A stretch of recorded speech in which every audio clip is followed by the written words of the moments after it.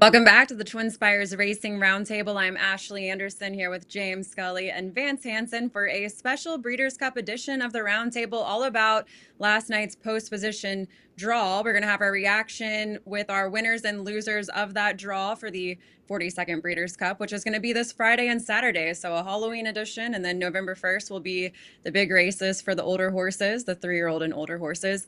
But to start, we have some breaking news. If you haven't seen already, our 6-5 morning line favorite Sovereignty in the Breeders' Cup Classic reportedly spiked a mild fever last night, and there is a chance that he will be withdrawn from the Classic. So that could shake things up. His trainer, Bill Mott, said if his temperature elevates again, it's over. So without Sovereignty, our 6-5 morning line favorite, who I thought had a favorable post in post 6, that will probably send some money, where there's going to be some money already going to Sierra Leone, but probably even more in Forever Young. But we will talk about that race more when we get into our losers section. There were certainly some losers of that post-position draw, but we are going to start with our winners. And Vance, I will kick it off with you. Who did you think was one of the winners of the post-position draw last night? Well, one horse I thought that got a beneficial post yesterday was Full Serrano, who is pointing for his title defense in the dirt mile. Drew post 6 in a field of 10. Uh, he didn't want to be all the way inside. I think he's a horse with a lot of natural speed, and he didn't want all of the speed to his outside, I don't think.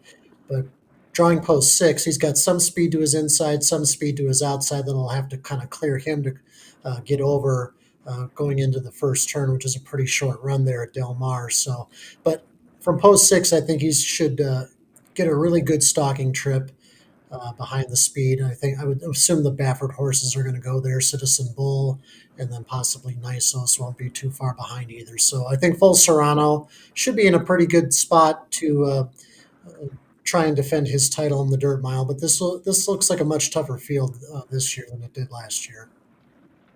Definitely a tougher field. Last year he had post 3. Now he's moving a few spots over. Did you feel that maybe White Barrio could have been the loser of this draw, having that outside post when he likes to be forwardly placed? Do you think there's any concerns with that outside draw, either of you? I think White Barrio is kind of the not. I mean, I won't be kind in saying this, but he was kind of a loser going into the Breeders' Cup this year. His form has tailed off quite a bit this year. He didn't even qualify basically for the Classic. This is kind of their opportunity to run him in the Breeders' Cup again. But this does not look like the right race for him, and I think he looks like a horse that's just basically over the top anyway. Yeah, Jay? now maybe that might apply to the horse too. Is it that Touch of Destiny, who's a little bit of a wild card in there? Don't know what we're going to get, but he at least in one of his races in South America, it has a comment line led throughout. Now I haven't watched any replays of his, but he could show speed for bouts there. But I agree with your take, Vance, where it's a tougher field than last year. I think because of Nisos. I mean, maybe he won't. If he might not show up with his A game because he had some kind of issue around the Pacific Classic time. But if he does show up with his A game, his numbers are awfully imposing. But yeah, Full Serrano. Oh, I guess with the Full Serrano, he was 13-1 in last year's dirt mile, and he's not going to be that big of odds, but he won't be favored this year. My winner is going to come on Friday. I got a winner in the Breeders' Cup Juvenile. It's Ted Nofre. I think that, really his main rival in there is Brandt, and he didn't want to be stuck down inside with Brandt to his outside. And, there's a couple other horses as well, like Litmus Test and maybe another one that could show some speed. So just drawing in post 8 in the Juvenile was a big win for Ted Nofre. It's going to allow John Velasquez to make his trip. And then on Saturday, my big winner on Saturday was Darth Vader. That's that race there, the Breeders' Cup Distaff. I just think Darth Vader, way back when in 2023, 9 furlongs was probably a little bit too far for her. She only ran once last year, but she's come back this year and improved runner as a 5-year-old. And a 5-year-old now who I think 9 furlongs is well within her scope. So I think she's going to get that outside up close stocking trip in 3rd or 4th and going to have a big chance to run well in the Breeders' Cup Distaff. So I'll say Darth Vader is my Saturday winner. Any thoughts on the Classic? I thought maybe you were going to touch on Antiquarian as well. Oh yeah, and on Antiquarium. Gosh, I almost let the Antiquarium off. Antiquarium's my other big winner. Listen, I this classic field has some legitimate speed. It has some legitimate late runners. And Antiquarium to me is a horse that needs to be sitting in third or fourth or fifth, an up close fifth at the worst. He doesn't want to be way far back. He doesn't have the speed to be showing the way. And the worst situation for him was to draw an inside post like Fierceness or Baeza. Baeza is a deep closer, so he's a little bit of a less concern. But being drawn outside is going to allow Luis Saez, I believe, to get a really good stalky trip at Antiquarium. Heck, he might not be good enough to win, but if you're even if you're playing the favorite or second favorite in here, you're going to have an opportunity for some value in exactus, trifectus, superfectus because it's a deep field, and Antiquarium is going to offer that value underwell as having a puncher's chance to upset the Classic. I think he's much improved this year for Todd Pletcher, and I love the fact that he's peaking right now off of back-to-back mile and a quarter races that came back fast. So yeah, Antiquarium was a big winner as well on Saturday for the draw. Thank you, Ashley.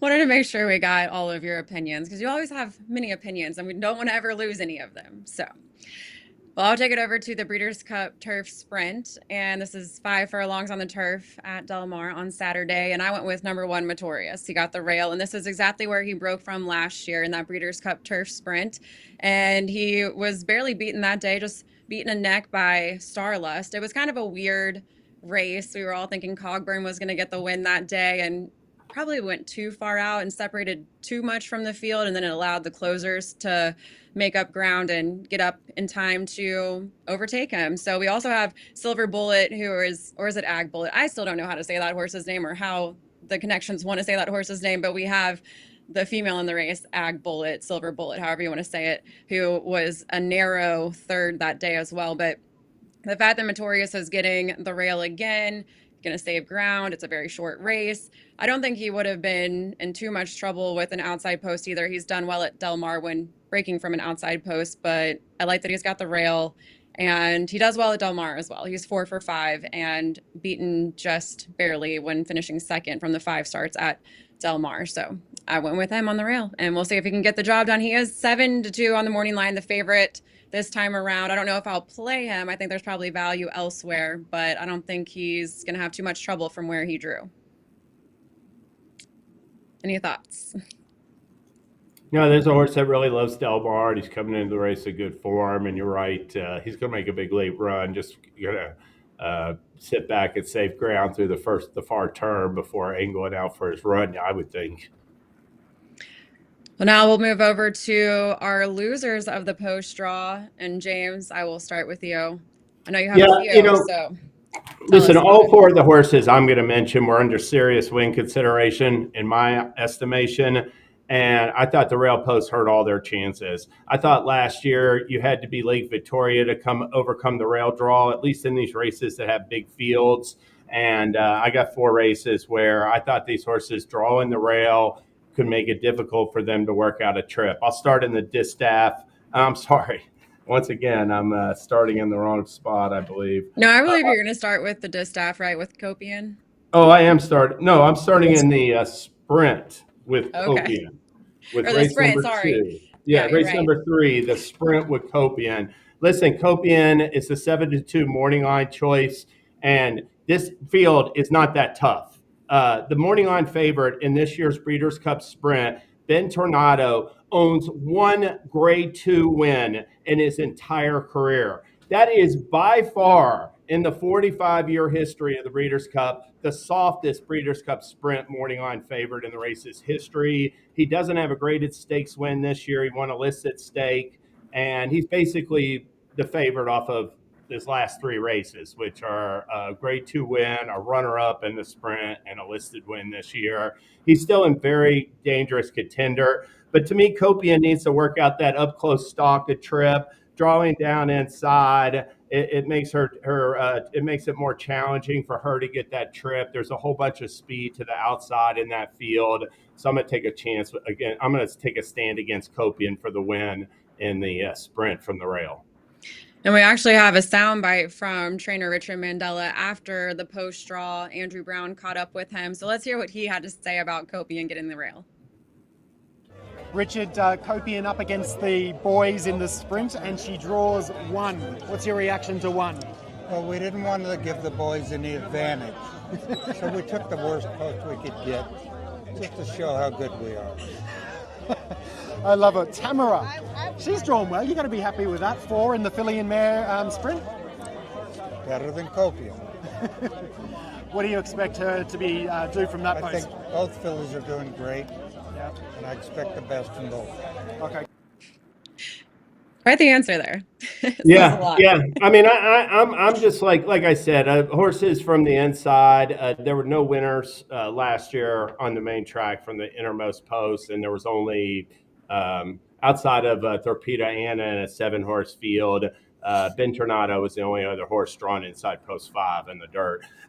In my second horse, did not like the draw was Nitrogen. She was under serious consideration for win consideration for me off of the no set head second and the spinster where the winner had everything her own way. I mean, she's a really classy, talented 3-year-old filly. I think 3-year-old fillies have won the distaff like 14 or nearly 15 times. They completely hold their own.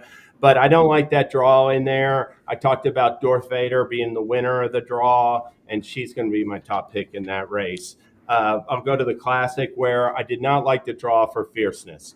He was able to overcome in a 7-horse field against 4 horses that weren't anywhere near his class. He was able to overcome that draw in the Pacific Classic. But the Breeders' Cup Classic is going to be a completely different type of race. He has got Nevada Beach, who to me I've seen Baffert gear these 3-year-olds up that are long shots or older horses up that are long shots. Their one advantage is speed. He is going to be gunning out of there, Nevada Beach, in my estimation. And then obviously contrary thinking as a rabbit for Sierra Leone. So Fierceness, hey, if he's good enough, he guns out of that rail post, in my estimation, and leads wire to wire. That's his only chance to win from the rail. So I thought he was a loser of the post draw. Well, he did draw post 1 in the Pacific Classic and did exactly, well, actually, no, he stalked the pace. So he could be in trouble. And we actually, to his outside, have Baeza, who's going to be one of the 3-year-olds in the field. But we did also get a soundbite from trainer John Sharifs, who had something to say about how Baeza drew in. And this is going to be a longer shot, but let's see what he has to say. On post 2 for Baeza, your reaction? Well, you know, it's better than 1, right? How's he been training? Oh, he's been training great. Yeah, he's been doing very well. He's been to Del Mar all summer, so it's good down here. Yeah, and you must have been really pleased with his last out effort. Oh yeah, at the Parks. Oh, what a great race he ran at Parks. So this is a horse that you've always described as just somebody that moves so well and looks so well. Mm-hmm. What makes Baeza the perfect thoroughbred, as you've sort of described him before? You know, it's his motion, his economy of motion. He gets over the ground so easily. You know, he's like a glider around the racetrack. You know, he's just smooth and lengthy and just doesn't pound the ground.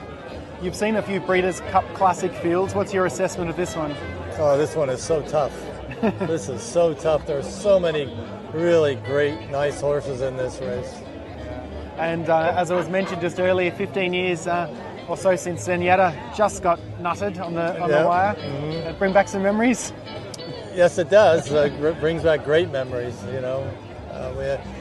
For me, Zenyatta time was Camelot.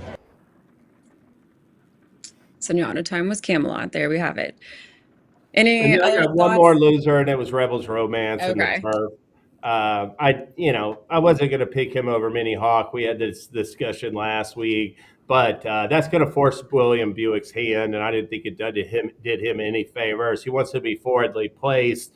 He doesn't want to get shuffled back going into that first of 3 turns. So I thought that was he came away a loser in my estimation. Rebels Romance.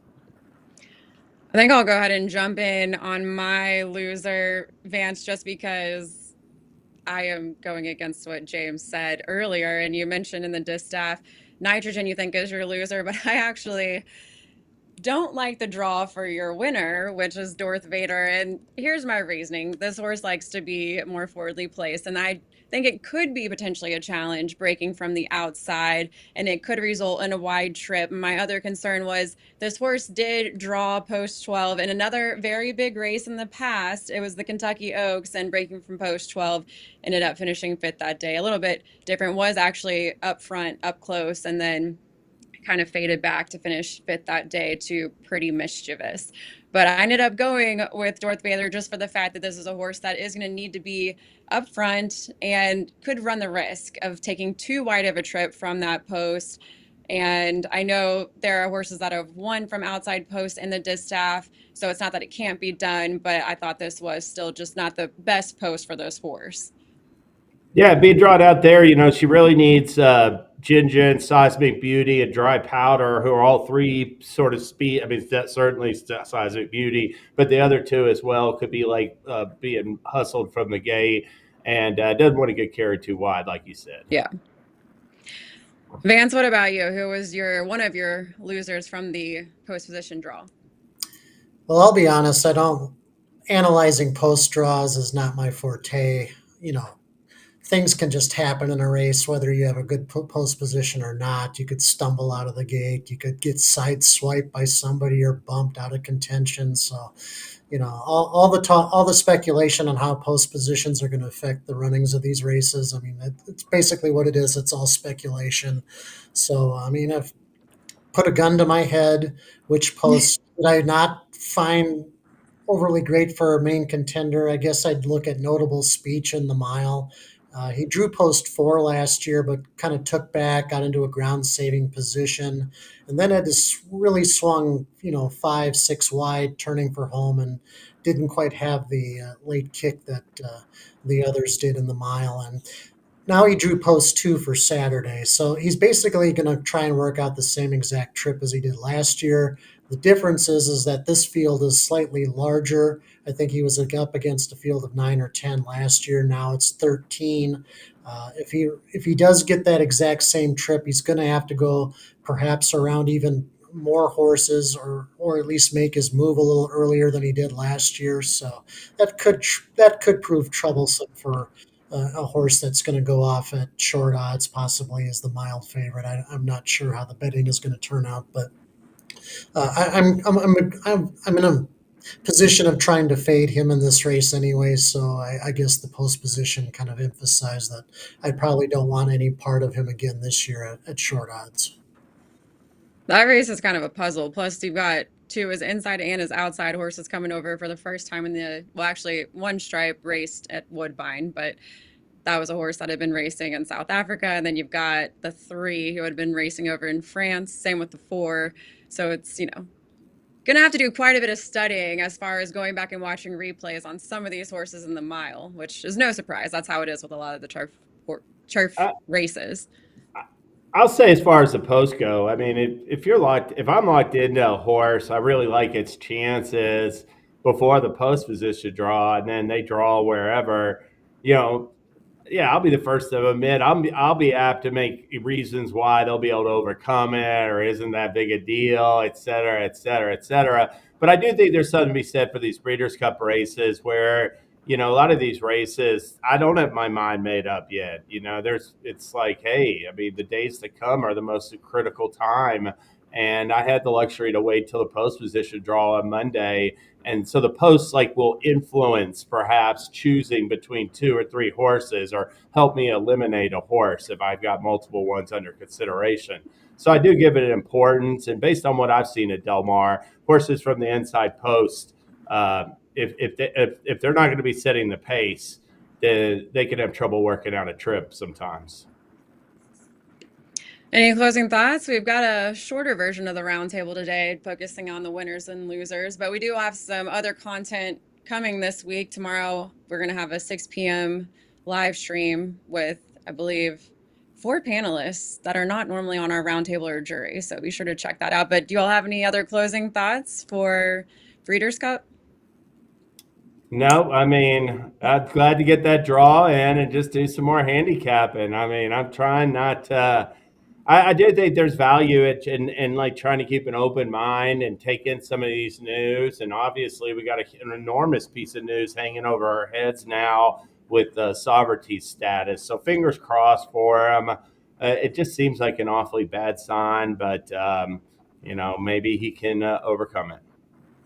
Yeah, to follow up on the sovereignty news, this really changes the perhaps the horse of the year debate. No matter what happens in the classic, if one of the major older horses like Fierceness wins, he's probably going to get the horse of the year vote. But if there's a upset of some kind, then I would still think sovereignty is the favorite for that award. And he probably was going to be 3-year-old champion anyway, regardless of what happens on Saturday. I don't think maybe a win by journalism, for example, is going to uh, No tilt way. tilt the vote away from sovereignty. So he's Yeah. regardless of whether he runs or not, he's got that championship in the bag, I think.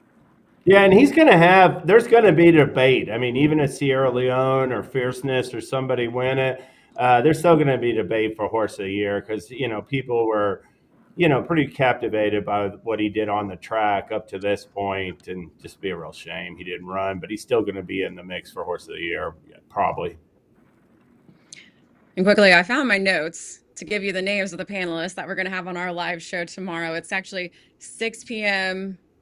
Pacific time, 9 p.m. Eastern time, live on Facebook, X, and YouTube. We're going to have Nick Tamro, Eddie Olczyk, Travis Stone, and Marshall Graham for some Breeders' Cup analysis. So check that out on our TwinSpires social channels. And we will be back next Tuesday to recap everything that happens at the Breeders' Cup World Championship. So tune in next Tuesday as well. We'll see you then.